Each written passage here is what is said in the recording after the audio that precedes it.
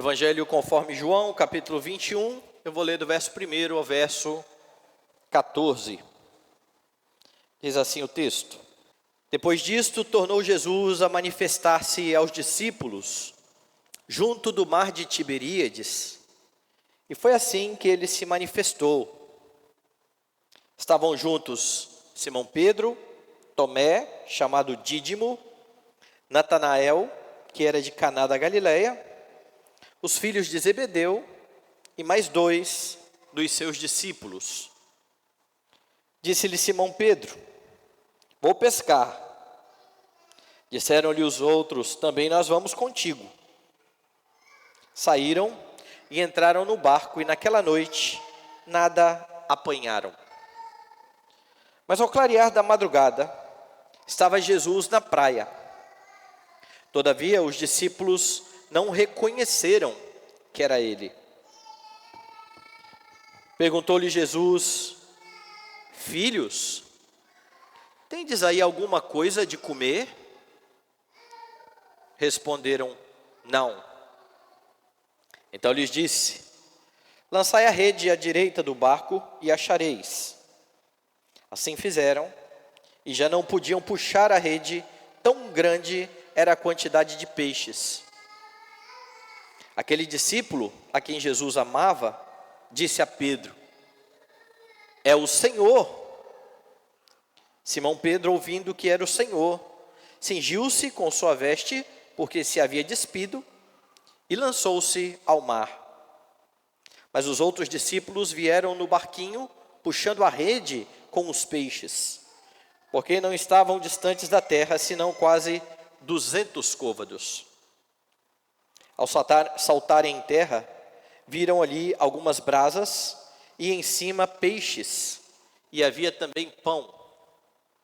Disse-lhe Jesus: Trazei alguns dos peixes que acabastes de apanhar. Simão Pedro entrou no barco e arrastou a rede para a terra, cheia de 153 grandes peixes. E não obstante serem tantos, a rede não se rompeu. Disse-lhe Jesus: Vinde, comei. Nenhum dos discípulos ousava perguntar-lhe: Quem és tu? Porque sabiam que era o Senhor. Veio Jesus, tomou o pão e lhes deu, e de igual modo o peixe. E já era esta a terceira vez que Jesus se manifestava aos discípulos, depois de ressuscitado dentre os mortos. Vamos orar. Bendito, soberano Senhor, glórias sejam dadas, Pai, ao teu santo nome. Nós queremos louvar o Senhor em gratidão pelo privilégio de, mais uma vez no dia do Senhor, nos reunir em tua presença, prestar culto ao teu nome. Estamos, Pai, mais uma vez na expectativa de ouvir a tua voz que ecoa na palavra. Que o Senhor abençoe para que ela seja pregada com fidelidade. Que o teu Espírito nos faça compreender o texto sagrado para a tua glória e louvor. É a nossa oração em nome de Jesus. Amém. Jesus está vivo. É essa a mensagem inequívoca, crida e proclamada pela igreja. E essa verdade, ela tem implicações que podem ser vistas, que podem ser notadas nos versículos que foram lidos aqui nesta noite. O capítulo 21, para alguns comentaristas mais recentes, é uma espécie de adendo ao Evangelho de João. Eles entendem que João terminou o Evangelho no capítulo 20, quando ele concluiu falando acerca do objetivo do Evangelho, e que posteriormente alguém escreveu o capítulo de número 21 para complementar o Evangelho. Entretanto, não há razões para duvidar da autoria joanina do Evangelho. Uma das razões é exatamente o fato de você não ter nenhuma evidência de que houve algum momento na história em que o Evangelho de João tenha circulado sem o capítulo 21. Portanto, não se sustenta a tese que alguém, posteriormente, eles ainda apontam o lugar, talvez um líder da igreja de Éfeso, que tenha feito isso. É claro que quem crê assim, dos comentaristas modernos, eles não descreem da inspiração do capítulo 21. Eles entendem que ele é inspirado, eles só não entendem que é ou que foi o apóstolo João. Entretanto, há muitas evidências, creio eu, de que foi o próprio apóstolo que escreveu o capítulo 21, e ele tem algumas razões para isso. Perceba que João, aqui no capítulo 21, ele faz menção a mais uma das manifestações de Jesus depois da sua ressurreição. Perceba que ele vai, por 2 vezes, mencionar isso. Ele faz isso no versículo 1. Depois disto, o que? Jesus apareceu aos discípulos, quando Tomé estava incrédulo. Jesus ressuscitou no primeiro dia da semana, a notícia correu, os discípulos viram, num domingo anterior ao domingo que ele apareceu para Tomé, mas depois que Tomé ouviu falar, ele falou: eu não acredito, eu só vou acreditar se eu colocar ali o meu dedo. Então, os versículos finais do capítulo 20 mostram exatamente esse momento em que Jesus aparece a Tomé, e então João fala que a ressurreição de Cristo é um dos sinais que João selecionou para colocar no seu evangelho, a fim de que as pessoas cresçam que Jesus é o Cristo, o Filho de Deus. E é por isso então que agora ele está dizendo: depois disso, depois dessa aparição, tornou Jesus a manifestar-se aos discípulos junto do mar de Tiberíades. E foi assim que ele se manifestou. E então ele vai contar como é que foi isso. Lá no finalzinho, no verso 14, e já era esta a 3ª vez que Jesus se manifestava aos discípulos, depois de ressuscitado dentre os mortos. Então perceba que entre o versículo 1 e o versículo 14, ele faz essas 2 menções, ou no começo dessa sessão, né? Jesus apareceu aos discípulos, Jesus apareceu aos discípulos, e ele então vai contar como foi isso. Ele vai fazer isso do verso 2 até o verso de número 13. Para você compreender essa narrativa de forma mais clara, é bom lembrar de algumas coisas, de alguns detalhes que são relatados nos evangelhos sinóticos, sobretudo por Marcos e por Lucas. E eu quero que você abra a sua Bíblia comigo no evangelho de Marcos. Marcos capítulo 8, a partir do verso 31 até o verso 33, você tem um momento em que Jesus fala acerca da necessidade da sua morte e ressurreição. Diz assim o texto: então começou ele a ensinar-lhes que era necessário que o Filho do Homem sofresse muitas coisas, fosse rejeitado pelos anciãos, pelos principais sacerdotes, pelos escribas, fosse morto e que depois de 3 dias ressuscitasse. E isto ele expunha claramente. Mas Pedro, chamando-o à parte, começou a reprová-lo. Jesus, porém, voltando-se e fitando os seus discípulos, repreendeu a Pedro e disse: arreda, Satanás, porque não cogitas das coisas de Deus, e sim das dos homens.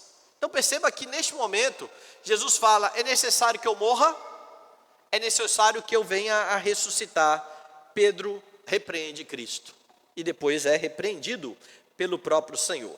Ainda em Mateus capítulo 14, lá mais à frente aí na sua Bíblia, você percebe no verso 27,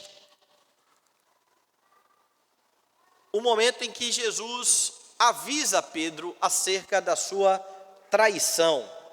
Diz assim: então lhes disse Jesus: todos vós vos escandalizareis, porque está escrito: ferirei o pastor e as ovelhas ficarão dispersas. Mas depois da minha ressurreição, irei adiante de vós para a Galileia. Preste bastante atenção nesse nome. Irei adiante de vós para a Galileia.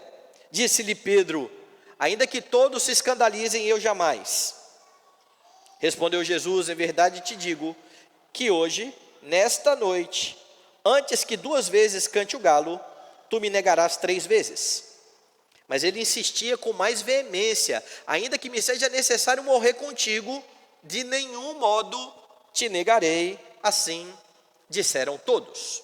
Um pouquinho mais à frente, nos versículos 66 a 72, ainda de Marcos, o texto vai narrar o momento que Jesus havia predito. Pedro, de fato, nega ao Senhor Jesus. Aqui eles já estão em Jerusalém, para a época da Páscoa. Jesus foi preso, está sendo julgado. Enquanto Jesus está sendo julgado, Pedro vai ao pátio e por 3 vezes ele nega o Senhor Jesus Cristo. Vá agora ao capítulo 16 de Marcos. E aqui nos primeiros versículos você tem o relato da ressurreição de Jesus, e eu quero ler com você. Passado o sábado, Maria Madalena, Maria mãe de Tiago e Salomé compraram aromas para irem embalsamá-lo. E muito cedo no primeiro dia da semana, ao despontar do sol, foram ao túmulo. Diziam umas às outras: quem nos removerá a pedra da entrada do túmulo? E olhando, viram que a pedra já estava removida, pois era muito grande. Entrando no túmulo, viram um jovem assentado ao lado direito, vestido de branco. Ficaram surpreendidas e atemorizadas. Ele, porém, lhes disse: não vos atemorizeis, buscais a Jesus o Nazareno, que foi crucificado. Ele ressuscitou, não está mais aqui, veio do lugar onde ele o tinha posto, mas ide, preste atenção, dizei a seus discípulos e a Pedro, que ele vai adiante de vós para a Galileia. Veja, Jesus já disse lá atrás isso, sobre a Galileia. Agora de novo o anjo está dizendo: avise aos discípulos, ele vai adiante de vocês para a Galileia, avise também Pedro. Eu já disse aqui que o nome de Pedro é destacado, possivelmente, porque Pedro está muito abatido nesse momento. Ele acabou de negar o seu Senhor. Será que Jesus irá perdoá-lo? Avise os discípulos, avise a Pedro, que eu vou para a Galileia. Mas veja como é que Lucas narra esta mesma história. Vá lá em Lucas, no capítulo de número 24.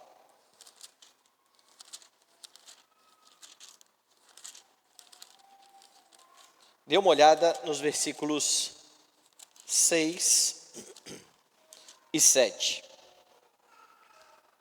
Ele está narrando a ressurreição.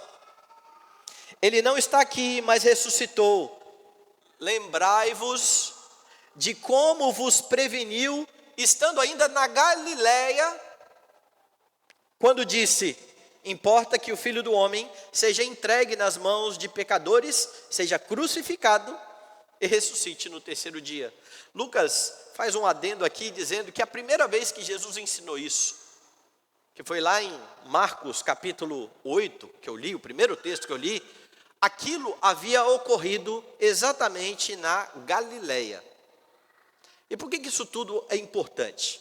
Porque no capítulo 21 do Evangelho conforme João, o apóstolo vai mostrar o cumprimento desta promessa de Jesus, de que encontraria os discípulos na Galileia. Veja que o texto começa assim: depois disso, tornou Jesus a manifestar-se aos discípulos junto ao mar de Tiberíades. Adivinhe só, que lugar é esse? Tiberíades é mais um dos nomes pelos quais era chamada a Galileia. O mar de Tiberíades é o mar da Galileia. Jesus está aparecendo aos discípulos onde ele disse que iria encontrá-los, onde o tempo todo na ressurreição os anjos estão dizendo: olha, vocês precisam ir para Galileia, o Senhor irá encontrá-los lá. É aqui em João que você percebe este cumprimento. Além disso, João vai narrar o completo restabelecimento de Pedro, que lá na Galileia começou negando, dizendo: não é necessário que o Senhor morra. Olha, todo mundo pode negar o Senhor, menos eu. E agora eles estão de volta ao mesmo local. No mesmo lugar, Jesus irá tratar com Pedro. O texto ensina o que ocorre e o que deve ocorrer porque Jesus está vivo. Porque Jesus está vivo, algo ocorre e algo precisa ocorrer. Primeiro vamos ao que ocorre porque Jesus está vivo. Porque Jesus está vivo, Ele cuida de você. Essa é a verdade que está nesse texto. Veja que João começa afirmando que 7 dos apóstolos estavam juntos nesse dia. Verso 2. Estavam juntos Simão Pedro, Tomé, chamado Dídimo, Natanael, que era de Caná da Galileia, os filhos de Zebedeu, e mais 2 dos seus discípulos. Curiosamente, João cita um discípulo aqui, que só aparece lá no início do seu evangelho, e que não aparece por esse nome nos sinóticos, Natanael. Há muitos indícios de que Natanael seja o mesmo que é chamado nos sinóticos de Bartolomeu. Mas o que tem a ver Natanael com Bartolomeu? Bartolomeu seria a mesma designação que você tem, ou uma designação parecida com a designação de Simão. Simão Bar Jonas. Bar significa filho. Simão Bar Jonas é Simão, filho de Jonatas. Bartolomeu seria filho de Tomai. Natanael, filho de Tomai, ou Natanael Bartolomeu. João está mencionando novamente este que aparece de nome somente lá no comecinho do evangelho. Quem também está presente dessa vez é Tomé, o discípulo que perdeu a primeira aparição de Cristo num domingo e que depois estava incrédulo quanto à ressurreição. Há então aqui 7 dos 12 apóstolos. E a parte A do verso 3 traz uma resolução de Pedro que foi seguida pelos outros. Dê uma olhada. Disse-lhe Simão Pedro: vou pescar. Disseram os outros: também nós vamos contigo. Há alguns que entendem que o que está acontecendo aqui é quase que uma apostasia, que os discípulos haviam desistido dessa história de andar com Jesus e que tinham voltado à sua antiga profissão. Entretanto, meus irmãos, o texto não indica isso. Curiosamente, João está situando esta história logo depois do que aconteceu no capítulo 20. No capítulo 20, Jesus apareceu aos 11 e afirmou: assim como o Pai me enviou, eu envio a vocês, e sopra sobre eles o Espírito. Estes homens sabem que foram comissionados pelo Senhor, mas agora eles foram para Galileia, e até agora o Senhor ainda não apareceu novamente. O que eles estão fazendo nesse meio tempo? Eles precisam se alimentar. Eles sabiam pescar, e é isso que eles então vão fazer. Jesus não censura estes homens por eles estarem pescando. Fosse aqui uma apostasia de fato, fosse aqui uma tentativa de desistir de tudo, certamente Jesus iria repreender estes homens. Mas em vez de repreendê-los, Jesus vai abençoá-los. Vai acontecer aqui uma história novamente de providência e de milagre. A razão não é relatada deles terem ido pescar. Entretanto, enquanto eles não cumprem o seu chamado, como eu disse, eles precisam se alimentar então não é estranho que pecadores vão pescar. Qual a estranheza de você ter homens, a maioria deles pelo menos aqui, pescadores que estão voltando a pescar? Isso não deve estranhar a ninguém. Entretanto, mesmo sendo pescadores experientes, as coisas não foram bem naquele dia.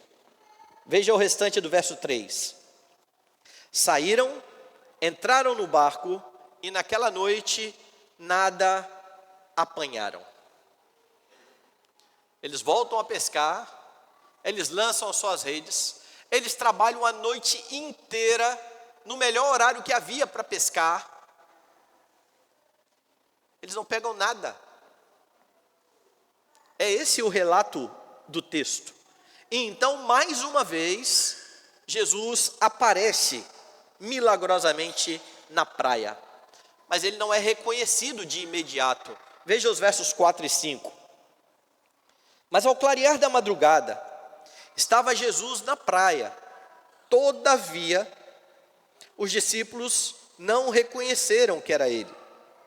Perguntou-lhe Jesus: filhos, tendes aí alguma coisa de comer? Responderam-lhe: não. Por que estes homens mais uma vez não reconheceram a Jesus? Aqui só há conjecturas, mas uma delas, você está no comecinho da manhã, na madrugada. Podia haver neblina perto do lago, do mar da Galileia, que era na verdade um lago. Jesus está na praia, estes homens estão distantes um pouco da praia, eles estão no barco, dentro do lago. Há uma distância entre eles e o Senhor Jesus Cristo. Agora, este homem que aparece de repente na praia, faz uma pergunta: por acaso vocês têm aí alguma coisa para comer? E nesse momento, parece que começa a haver aqui uma reconstrução de fatos. Ou parece que Jesus está fazendo algumas coisas para que estes homens comecem a se lembrar de algumas outras coisas que já haviam ocorrido. Talvez eles tenham se lembrado aqui de um outro episódio ocorrido anos antes. Que episódio é esse? Lucas capítulo 5. Lucas capítulo 5, veja os versos 1 a 5. Aconteceu que, ao apertá-lo a multidão para ouvir a palavra de Deus, estava ele junto ao lago de Generazé. Sabe qual é o lago de Generazé? Mar da Galileia. Então aqui você já tem 3 nomes: Mar da Galileia, Mar de Tiberíades, Lago de Generazé. É tudo o mesmo lugar. Então, anos antes, no mesmo lugar, estes homens estão pescando, e o texto então vai dizer: estava ele junto ao lago de Genezaré, e viu 2 barcos junto à praia do lago. Mas os pescadores, havendo desembarcado, lavavam as redes. Entrando em um dos barcos, que era o de Pedro, pediu-lhe que o afastasse um pouco da praia, e assentando-se, ensinava do barco as multidões. Quando acabou de falar, disse a Simão: faze-te ao largo, lançai as vossas redes para pescar. Respondeu Simão: mestre, havendo trabalhado toda a noite, nada apanhamos, mas sob a tua palavra lançaremos as redes. E você sabe o resto da história. Um milagre ocorre. As redes se rompem de tanto peixe que estes homens pegam. Aonde? No Mar da Galileia. Agora está novamente Jesus aparecendo na praia, no Mar da Galileia. Estes homens estão novamente pescando. Estes homens novamente não pescaram nada. E ele faz uma pergunta: por acaso vocês não têm nada para comer aí não? Vocês têm alguma coisa para comer? É assim que soa a pergunta na língua grega. E então Jesus dá uma ordem semelhante à que ele dera anos antes. Entretanto, aqui ele é específico quanto ao local em que eles deveriam lançar as redes. Verso 6, volte lá em João. Então lhes disse: lançai a rede à direita do barco, e achareis. Assim fizeram, e já não podiam puxar a rede, tão grande era a quantidade de peixes. Um grande sinal está ocorrendo aqui neste momento, semelhante ao que aconteceu anos antes, no mesmo local, sob a ordem de Jesus. Mas compare algumas coisas. Volte lá em Lucas, deixa a sua Bíblia marcada aí em João. Lá em Lucas, capítulo 5, no verso 6, diz: isto fazendo, apanharam grande quantidade de peixes, e rompiam-se-lhe as redes. Então fizeram sinais aos companheiros do outro barco, para que fossem ajudá-los. E foram, e encheram ambos os barcos, a ponto de quase irem a pique. Vendo isto, Simão Pedro prostrou-se aos pés de Jesus, dizendo: Senhor, retira-te de mim, porque sou pecador. Diante daquele sinal maravilhoso, Pedro contemplou a glória de Cristo e disse: Senhor, retira-te de mim, eu sou pescador. Meus irmãos, o local é o mesmo, a circunstância é a mesma. Estes homens foram pescar, nada conseguiram. Sob a ordem de Jesus, eles lançam a rede, as redes estão cheias. Jesus cuida de cada um deles. Detalhe, eles ainda não sabem quem é Jesus, que é Jesus que está ali. O sinal ainda está ocorrendo. E aqui nós podemos pensar em algumas coisas de imediato. Cada servo de Deus é chamado para desempenhar a sua vocação, seu trabalho. O trabalho é a ordenança de Deus ao homem desde a criação. É por meio do trabalho, é por meio do seu trabalho, que o pão chega na sua mesa, que Deus coloca pão na sua mesa. É por isso que ninguém deve se abster do trabalho. Infelizmente, há muitas pessoas, até mesmo dentro das igrejas, que são avessas ao trabalho. Pessoas que querem ganhar muito dinheiro e que querem trabalhar bem pouquinho. Ou que não querem trabalhar, se possível. E isso é tão sério, que Paulo, quando escreveu aos Tessalonicenses, exortou alguns crentes que estavam nessa condição. A palavra de Paulo foi: aquele que não quer trabalhar, também não coma. Trabalho é ordenança. Trabalho é bênção do Senhor. Entretanto, há um outro lado da questão. O outro lado tem gente que entende que eles mesmos são os grandes responsáveis pelo seu sucesso e pelas suas conquistas. Crentes que de fato são muito trabalhadores, ralam bastante, mas eles acham que tudo o que eles têm foi somente por causa dos seus esforços, fruto do seu braço, da sua sabedoria, da sua destreza e tudo mais. Agora lembre-se bem, dentre os discípulos, alguns eram pescadores, e pescadores experientes. Anos atrás, quando Jesus, que era carpinteiro, foi lá e deu uma opinião sobre a pesca, lance a rede, Pedro chegou a frisar isso: Senhor, olha só, nós pescamos a noite toda, não pegamos nada. Talvez tenha passado na mente de Pedro assim: um carpinteiro me ensinando a pescar. Mas ele lembra quem está ali e diz: sob a tua palavra, eu vou lançar as redes. Estes homens sabem pescar, mas a sua experiência não foi suficiente para o seu sucesso.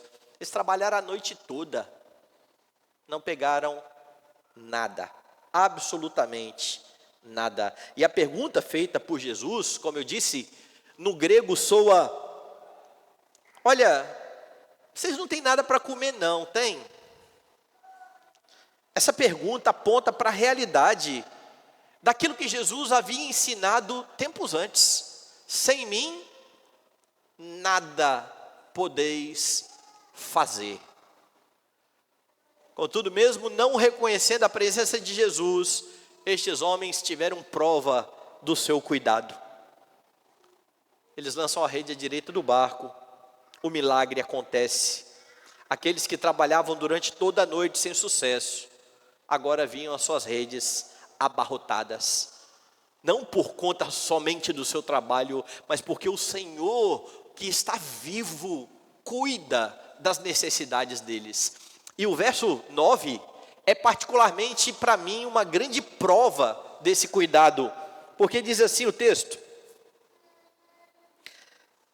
ao saltarem em terra, viram ali umas brasas e em cima peixes, e havia também pão. O homem que está na praia continua na praia. Eles saltam e este homem já tem pão e já tem peixe. Jesus não precisa dos peixes que aqueles homens pescaram. Ele providenciou pão e peixe. Jesus já lhes havia preparado um desjejum.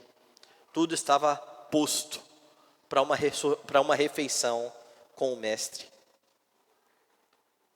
Não se esqueça da realidade de que Jesus está vivo. E estando vivo, Jesus cuida de você.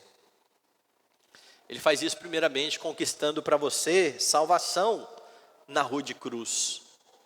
Tivesse Jesus morrido e permanecido morto, não haveria salvação. A salvação é possível porque Ele está vivo. Porque Ele vive eternamente. E agora Ele dá aos seus aquilo que Ele conquistou com sua morte e com a sua ressurreição. Mas o cuidado de Cristo não se restringe à salvação. Não se restringe a você ser livre da ira vindoura. Ele cuida de você hoje nas mais variadas áreas da sua vida. Ele sustenta você, você tem o que comer e o que vestir. Ele cuida da sua família.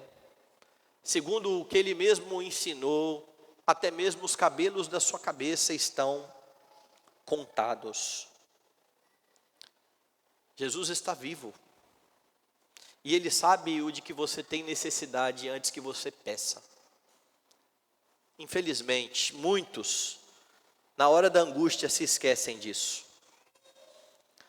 Se esquecem que o Senhor os ampara, que o Senhor provê para eles aquilo que é necessário.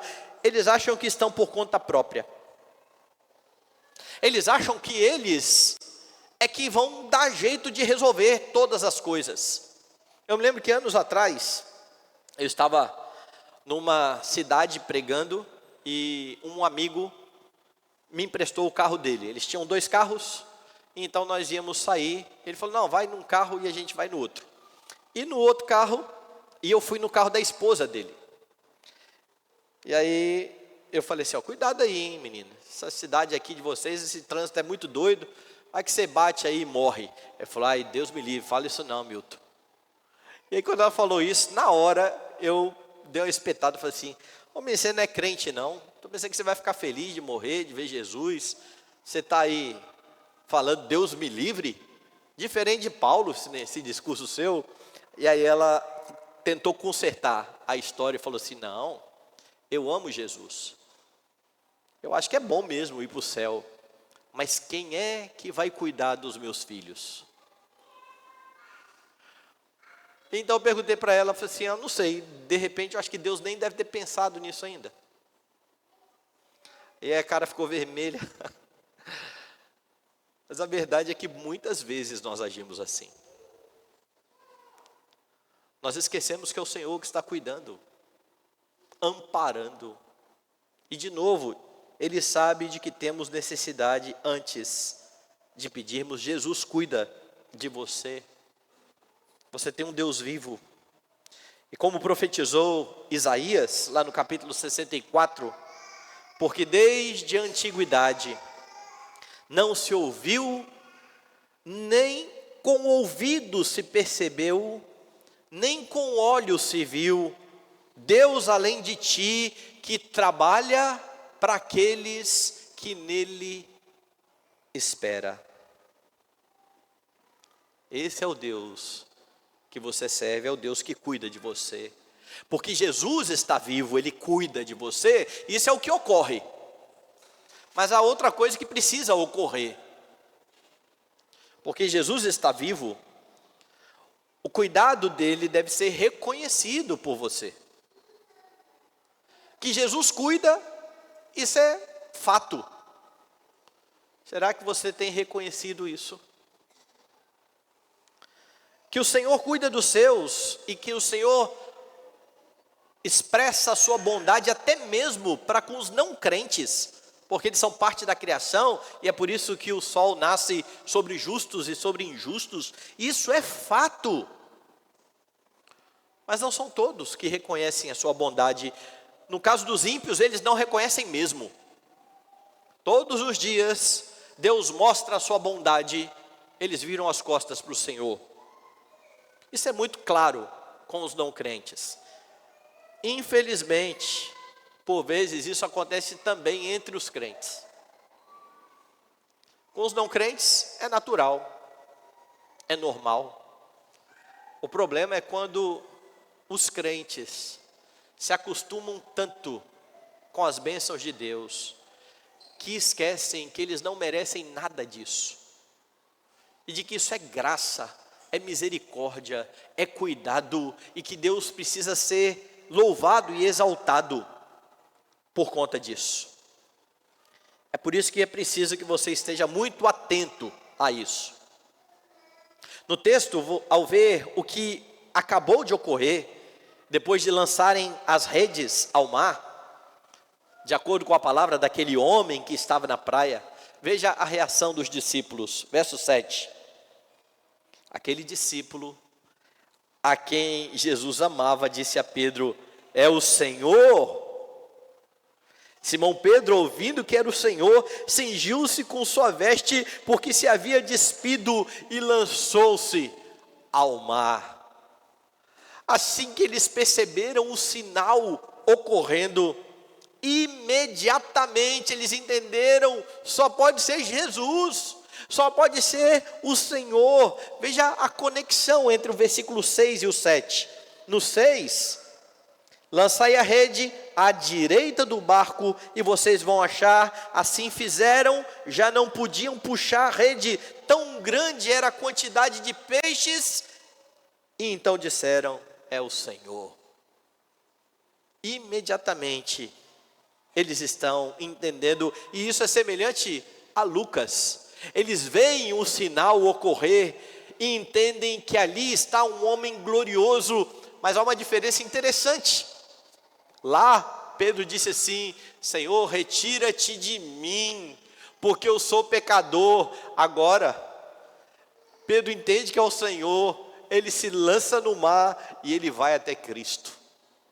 Ele quer estar com o seu Senhor. Eles reconhecem aquele que é a fonte da bênção. Lá em Lucas, Pedro adorou o Senhor. Aqui em João, ele sabe que o seu mestre está na praia, se lança ao mar para encontrar o seu Senhor. Os demais discípulos, eles vêm em seguida. Veja o verso 8.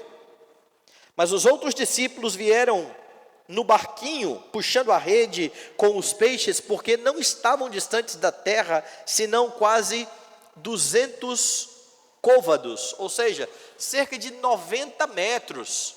Não era grande a distância que eles foram de barco para pegar estes peixes. E como eu já disse, Jesus mostra o seu cuidado no fato de ali já haver pão e peixe preparados. De outra vez, Jesus multiplicou pães e peixes. Agora, ele provê pães e peixes. Não parece que é uma constante tentativa de Jesus trazer à memória dos seus discípulos tudo o que ele já fez? Porque isso faz parte da gratidão a Deus e do reconhecimento da bênção de Deus. Nos momentos em que as coisas aparentemente não estão indo bem, você precisa trazer à memória aquilo que pode dar esperança à sua vida. Deus, o cuidadoso Deus, é misericordioso. Ele já cuidou de você no passado, Ele continua cuidando no presente. O Senhor está mais uma vez dando provas aos seus discípulos. Versículo 10, disse Jesus: trazei alguns dos peixes que acabastes de apanhar.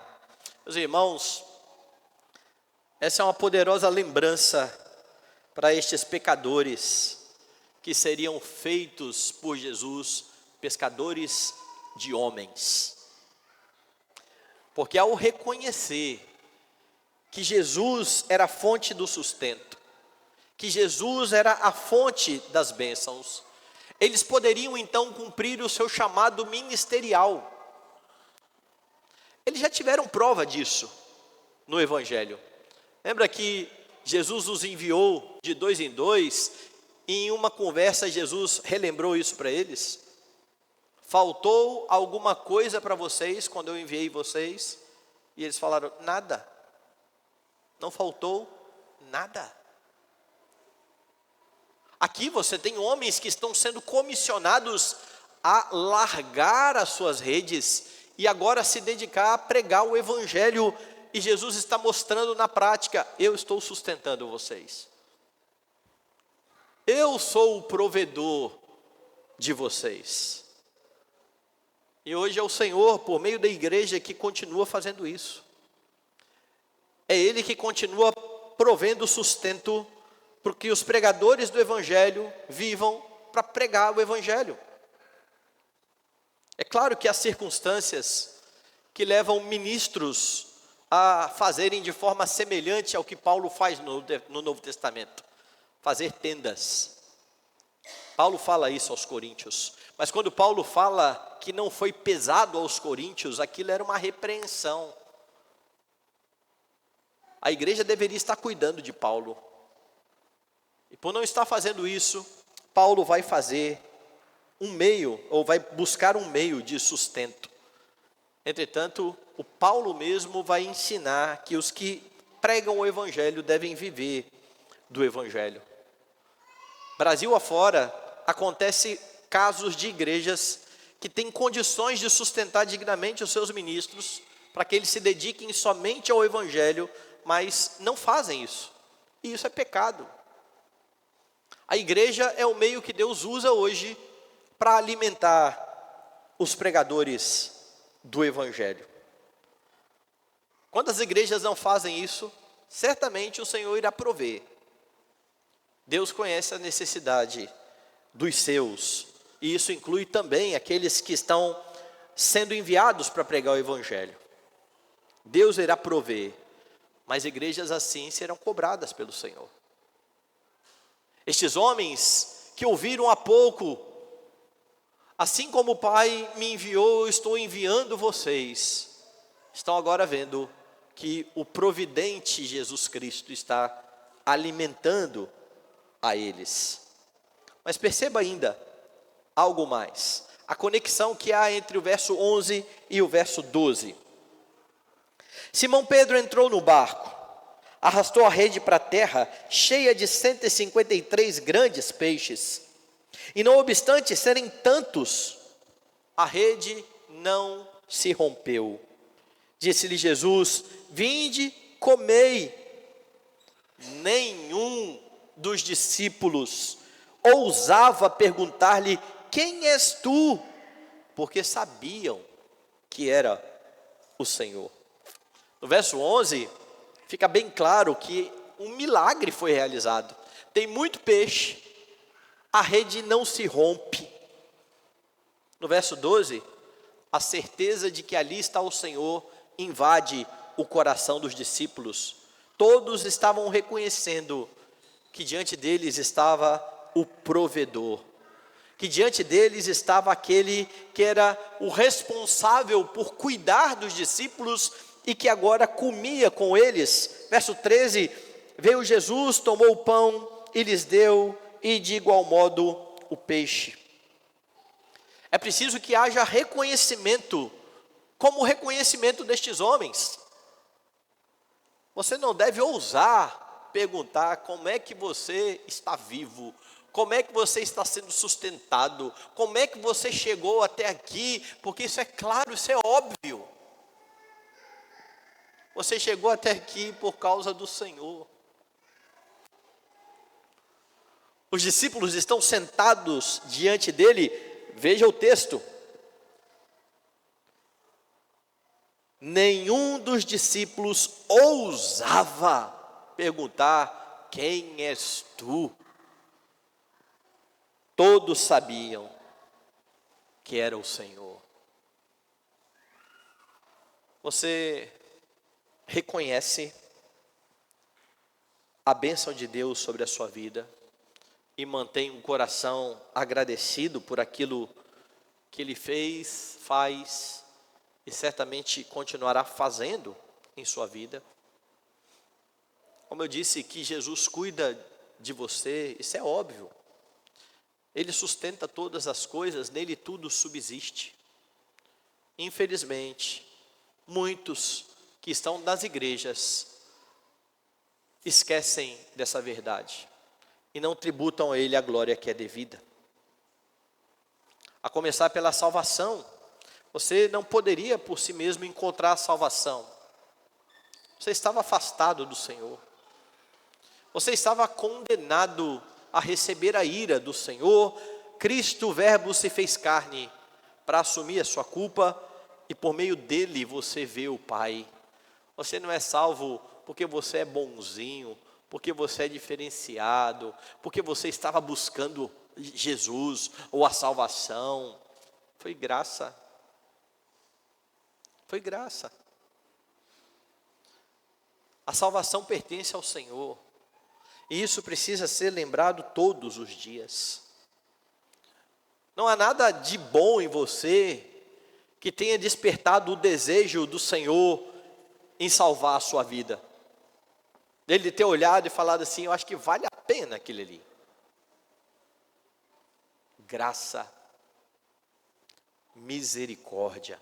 Reconheça a graça de Deus na sua salvação. Lembre-se do que João já afirmou aqui no Evangelho para os seus leitores. Os sinais que ele registrou são para que você creia que Jesus é o Filho de Deus e, crendo, tenha vida eterna. Reconheça que Jesus é a fonte da sua salvação. Reconheça tudo o que Ele faz em seu favor. Em relação às outras áreas, como eu já disse, em tudo o que você faz, está a mão do Senhor. Há crentes que vivem aí como ímpios, porque o Senhor os abençoa, eles são bem-sucedidos, não há gratidão e não há reconhecimento. Pelo contrário, há orgulho no coração. Eu sou grandes coisas, eu tenho conquistado grandes coisas. E eu sei, nós conquistamos, mas nós conquistamos porque Deus está operando o querer e o realizar. Eu gosto muito de como Paulo expressa isso. Paulo, numa das suas cartas, vai falar bem claramente: eu trabalhei mais do que todos os apóstolos. Você olha e fala: que metido, né? Como é que Paulo foi capaz de fazer uma afirmação dessa? Eu trabalhei mais do que os outros apóstolos. Imediatamente ele emenda: porém não eu, a graça de Deus em mim. Ele sabia quem operava por meio dele.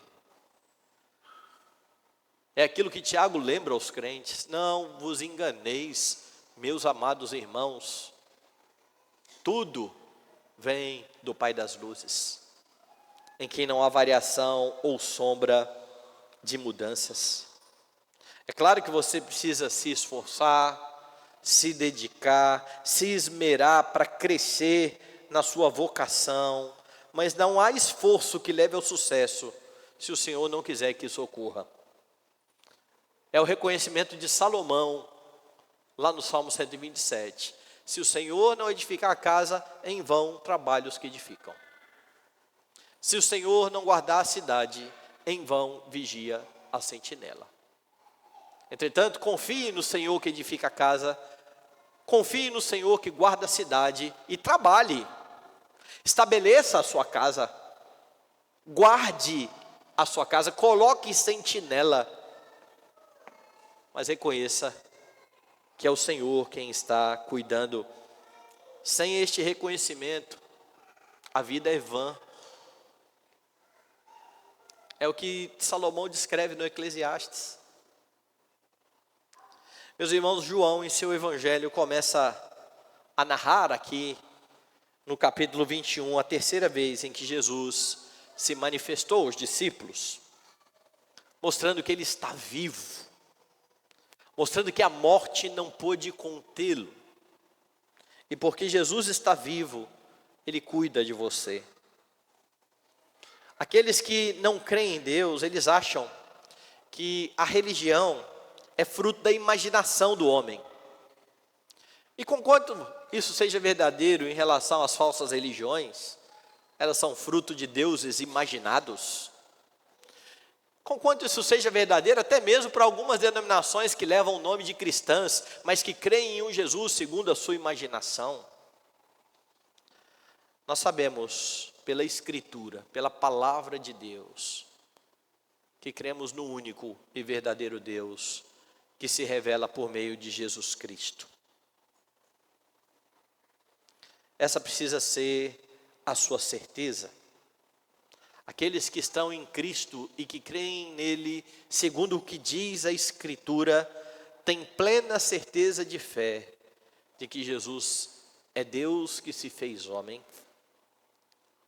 que habitou entre nós, que morreu a nossa morte, que ressuscitou para a nossa justificação, que ascendeu aos céus, está à destra de Deus, intercedendo pelos seus.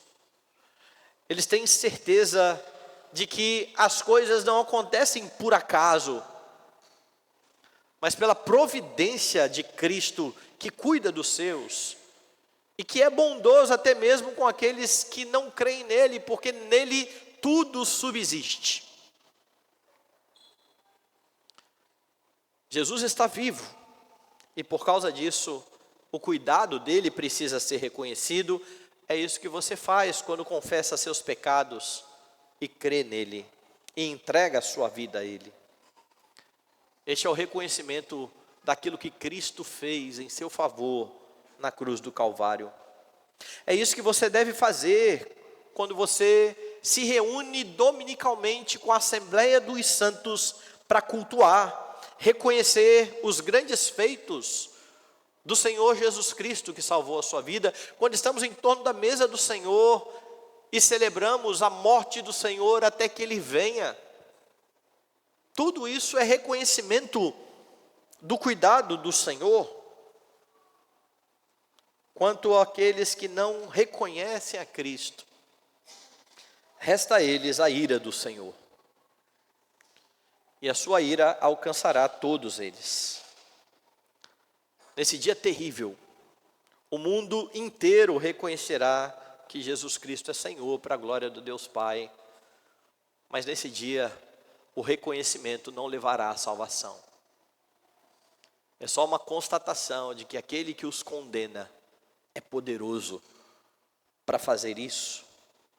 É por isso que, como igreja, até que esse dia chegue, nós somos chamados a proclamar os feitos do Senhor, confiando que a seu tempo o Espírito Santo trará a fé àqueles que foram alvo do sacrifício de Cristo.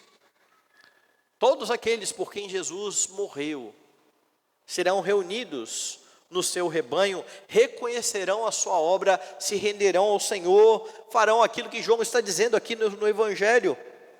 Estes sinais foram registrados para que creiais que Jesus Cristo é o Filho de Deus, e para que crendo tenhais vida em seu nome. Todos aqueles por quem Cristo morreu se renderão a Ele em adoração. Você pode hoje reconhecer que já foi alvo dessa bondade, deste grande amor, que você já faz parte do rebanho de Cristo, e que por causa da obra do Espírito Santo, você foi capaz de reconhecer o seu cuidado. Você que em outro tempo, talvez vivesse como todos os outros ímpios, achando que as suas realizações eram fruto do seu esforço, achando que você estava por conta própria, mas que descobriu a grande verdade, que tem um Deus que, além de salvar a sua vida, sustenta cada detalhe da sua existência, a fim de que você viva para a glória dele, quer comendo, quer bebendo, fazendo outra coisa qualquer, que você glorifique ao Pai do nosso Senhor Jesus Cristo.